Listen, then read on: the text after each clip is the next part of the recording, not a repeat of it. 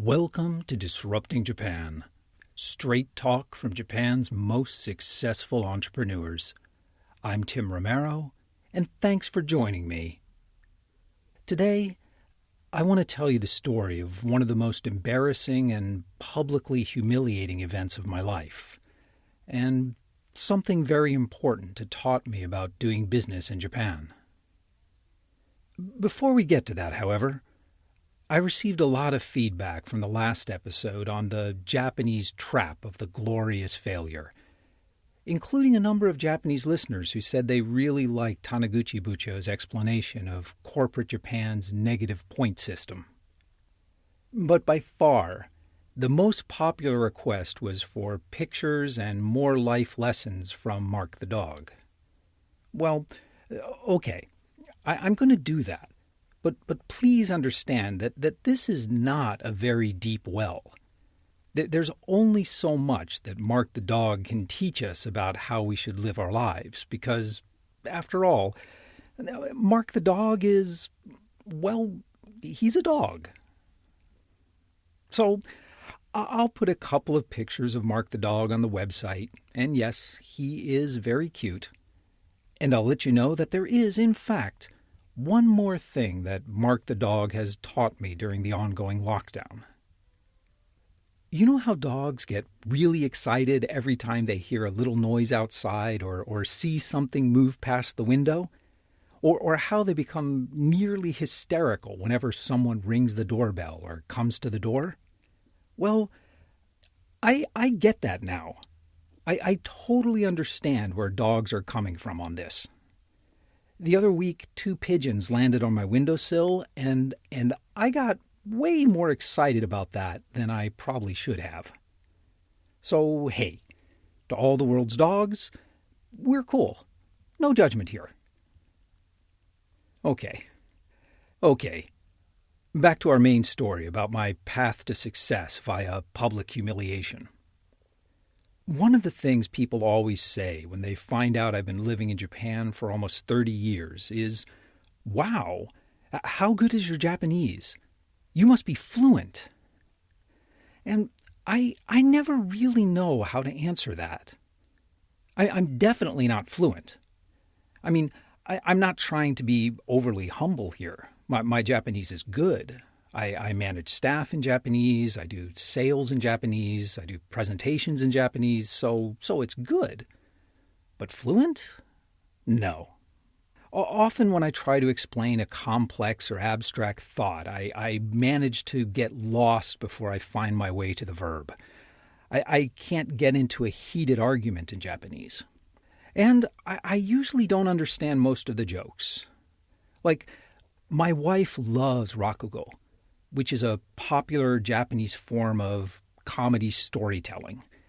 They're these long, shaggy dog stories that people find absolutely hysterical, and I can understand 100% of the story, but I can't for the life of me see how any of it is funny.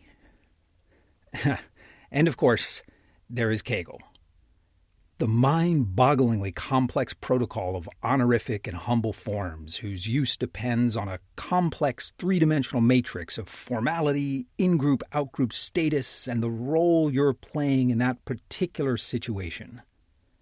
Frankly, once I get past basic greetings and a few set phrases, I tend to screw it up pretty badly. But as I mentioned, Keigo is hard. Even native Japanese speakers mess it up sometimes. I mean, not as badly as I do, obviously, but still, it's hard. And I usually get something wrong. But the funny thing is, that seems to be okay. In Japan, you get a lot of points for just trying. People really appreciate a genuine effort to get it right, even when you get things very wrong. Sincere intention counts for a lot. But anyway, why so much information about my Japanese ability? Well, you need to understand that for the rest of our story to make sense. And so, this brings us to one of the most humiliating experiences of my life. And I am not exaggerating when I say that. I literally had nightmares about this event for months afterwards. So I'm sharing this hoping you can learn from my mistakes, because I would not wish this experience on anyone. Okay, so what happened? This was about 7 years ago, when I was the Japan CEO for an American software startup. And I had the chance to give a presentation at a startup and investment conference. No problem. I do presentations in Japanese all the time. And besides, I had over a month for me and my staff to put the speech together and for me to practice and polish any rough edges. I was psyched. I mean, this was actually an amazing opportunity. I was being given 20 minutes to address an incredibly important audience of Japan's leading investors, startups, and the press. There'd be about 1,000 people in attendance. So yeah, I was feeling a little pressure, but in a good way. It was a kind of motivating pressure. So I wrote and refined and practiced my speech. The day came, I waited my turn backstage, the MC introduced me, I walked confidently onto the stage with a title slide with our company logo displayed on a huge screen behind me. I began my speech in Japanese, and then things began to go horribly wrong. Actually, it's hard to say exactly where everything started to go bad. I've replayed these events in my mind far more times than is healthy, and I don't think there was any one thing that caused it. But things began to unravel. It turned out that my 20-minute presentation needed to be 30 minutes, so I would have to improvise, to stretch my speech 50% longer to fill the time. A few little jokes I made were met with silence. Oh, the audience understood the jokes. They just didn't think they were funny. At all.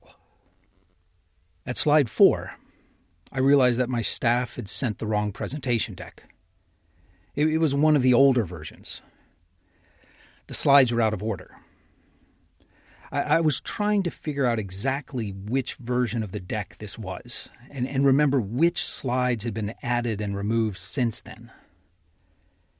Each slide transition brought a new, confused panic as I tried to remember what I used to say on this slide, and trying to improvise to add more content and explanations so I could fill the 30 minutes. All while in the back of my mind, I was desperately trying to remember or even guess what slide might be coming next. And even when I guessed right, I just couldn't remember what I was supposed to be saying. I did not do well. I ended my presentation at the 27-minute mark and thanked the audience. There was polite but quiet applause. I walked off stage with as much confidence as I could fake and returned to my seat. The MC was a pro. He brought the energy of the room back up and brought on the next guest.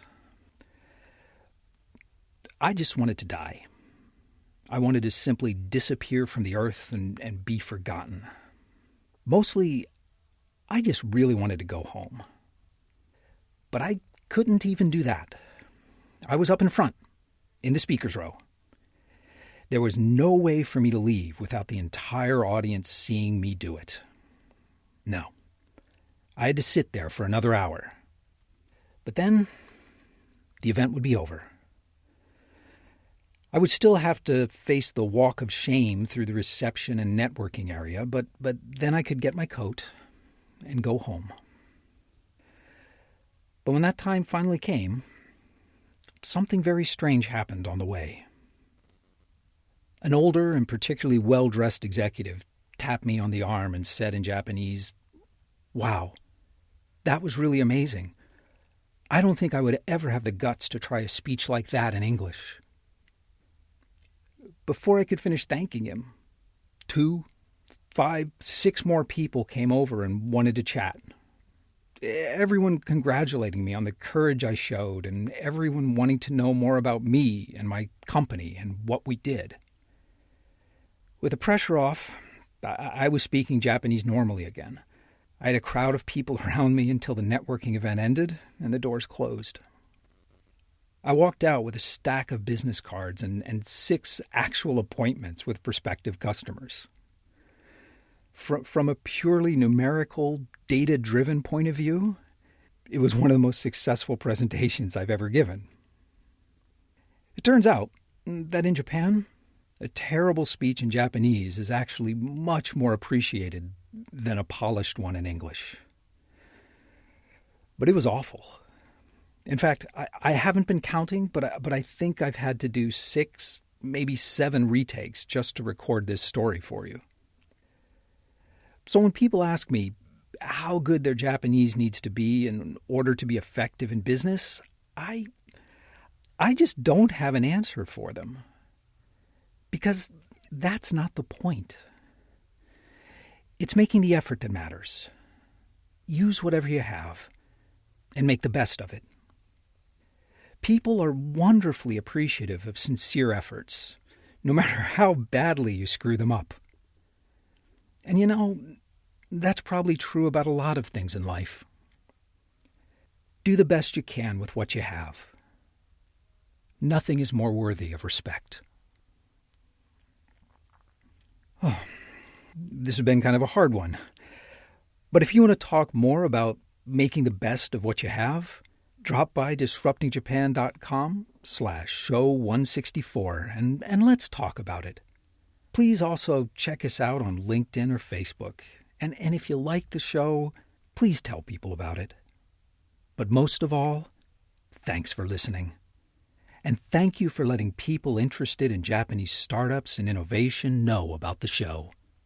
I'm Tim Romero, and thanks for listening to Disrupting Japan.